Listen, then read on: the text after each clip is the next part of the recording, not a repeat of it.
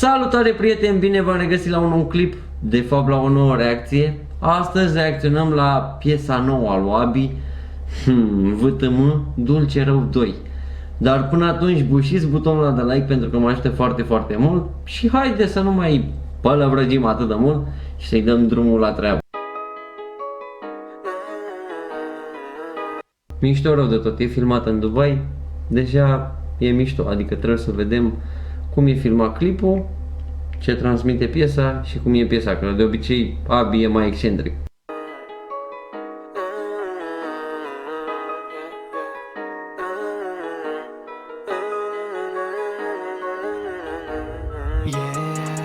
Dumnezeu m-a păcălit, am trăit într-o minciună, credeam că-s de neiubit. Dar l-am visat într-o seară, mi-a zis să stau liniștit. Și a doua zi când m-am trezit pe tine te-am găsit. Mamă, sigur e făcută pentru iubita lui. Bă, dar ce să zic, sună bine. Până acum e ok pentru că, bă, ce nu-mi place mie la Abi când înjură foarte mult în piese. Să vedem dacă asta e o piesă cu înjurături sau nu. Hei, pe tine te-am găsit, eram supărat non-stop, dar acum sunt fericit. Am și bani, am și iubire, jur că am tot ce mi-am dorit. Și părinții lângă mine, mă simt cel mai împlinit. În prima zi ne-am întâlnit și pe loc. Băi, deci fiți atenți aici. Dacă găsiți o fată ca asta, care să uită așa la voi, luați-o de nevastă. Foarte mișto să uită tipa la el. Adică, cred că chiar e ceva acolo real. Ne-am iubit a doua zi, ne-am despărțit, dar nu e nimic. Pentru că așa suntem noi, suntem nebuni amândoi. Și orice ar fi, noi mergem înainte, nu înapoi. Oriunde m-aș duce, nu pot să stau fără ea. Ba nu, ba da. Mamă, ce tare e asta, ba nu, ba da. Ba nu, ba da. Eu sunt viața ta, baby, și tu ești viața mea. Ba nu, ba da, ba da, ba da, ba da. Mă enervează rău de tot a dracu, dar n-am ce să-i fac. Că de când am dat de ea să mor de nu mi-am pus capac. Chiar dacă are tu. Ce tare, jur, deci, bă, versurile nu sunt atât de complicate, nu sunt atât de complexe cum mă așteptam la Abi, lirică și, nu știu, dume, chestii. Dar cu toate astea sunt foarte mișto. Până acum n-am jurat nici măcar o dată. Haide să vedem că suntem pe drumul cel bun.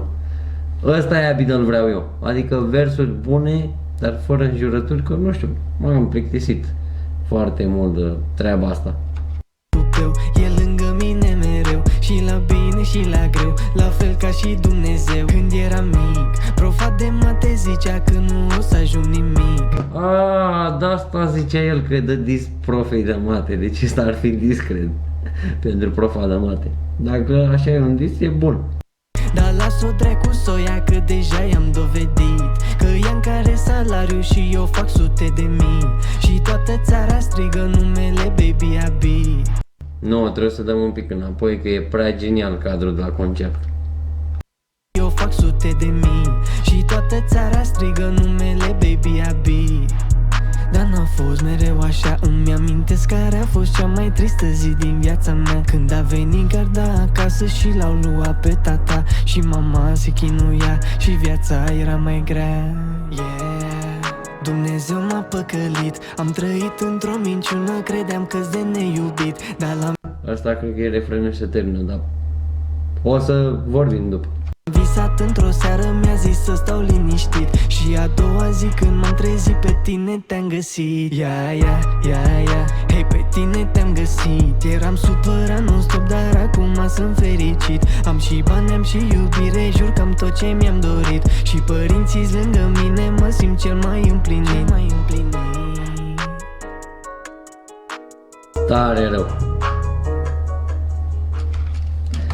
Haideți să intrăm repede aici. Uitați, dăm un like, să-i lăsăm și un comentariu. Bine, Abi. Bun, deci s-a terminat piesa. Haideți să discutăm puțin.